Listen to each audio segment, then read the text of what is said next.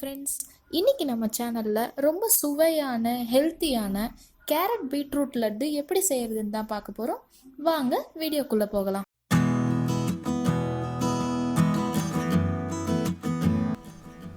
முதல்ல இந்த டிஷ் செய்கிறதுக்கு நம்ம ஒரு பீட்ரூட்டு நல்லா வாஷ் பண்ணி தோல் சீவி எடுத்திருக்கோம். அதே போல் ஒரு 300லேருந்து 350 கிராம் அளவு எடையுள்ள கேரட் எடுத்து அதையும் நல்லா வாஷ் பண்ணி தோல் சீவி எடுத்து வச்சுருக்கோம். அடுத்து நம்ம கேரட்டையும் பீட்ரூட்டையும் இது போல் நல்லா துருவி எடுத்துக்கலாம். இப்போ ஒரு குக்கரில் நம்ம துருவி வச்சுருந்த கேரட்டை சேர்த்துக்கலாம்.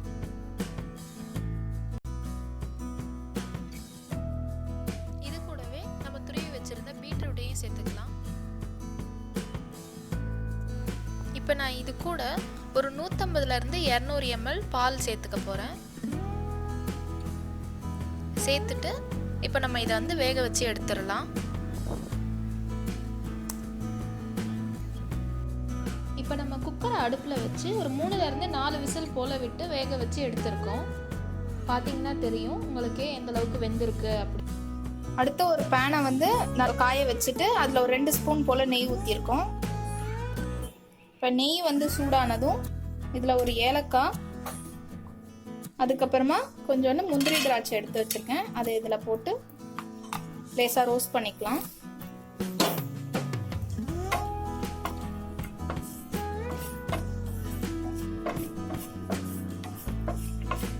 இப்போ முந்திரி திராட்சை வந்து ஓரளவுக்கு ரோஸ்ட் ஆகிருச்சு. இதை ஒரு பிளேட்டில் ட்ரான்ஸ்ஃபர் பண்ணிடலாம். இப்போ நம்ம வேக வச்சிருக்க கேரட்டையும் பீட்ரூட்டையும் இந்த பேனில் சேர்த்துடலாம். இப்போ நம்ம எடுத்து வச்சிருக்க கேரட் பீட்ரூட்டோட அளவு வந்து 1/2 கிலோ இருக்கும். நான் இதுக்கு வந்து 1/4 கிலோ அளவு சர்க்கரை சேர்க்குறேன்.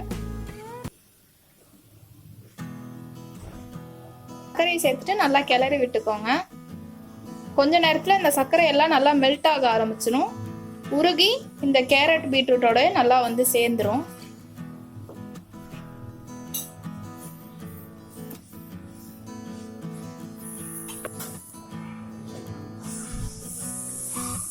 இப்போ பார்த்தீங்கன்னா உங்களுக்கே தெரியும் சர்க்கரை வந்து நல்லா கரைஞ்சி நல்லா தண்ணி விட மாதிரி ஆகிருச்சு. இந்த தண்ணி எல்லாம் நல்லா வற்றி அல்வா பதத்துக்கு வர அளவுக்கு நம்ம இதை கிண்ட போகிறோம்.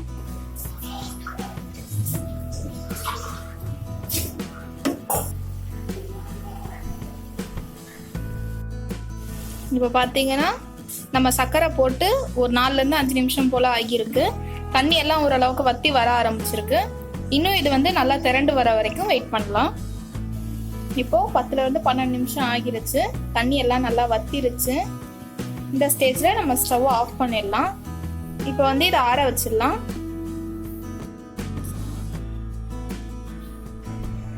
இப்போ வந்து இது ஓரளவு ஆறி கை பொறுக்கிற சூட்ல இருக்கு.